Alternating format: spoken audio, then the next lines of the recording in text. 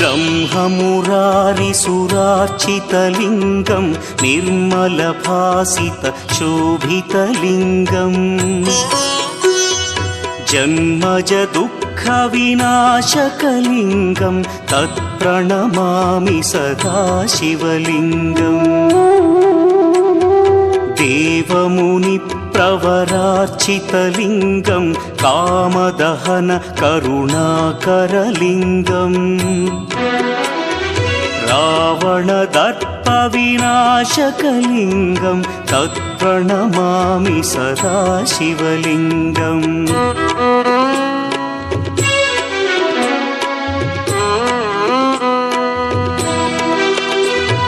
सर्वसुगन्धसुलेपितलिङ्गं बुद्धिविवर्धनकारणलिङ्गं सिद्धसुरासुरवन्द्यलिङ्गम्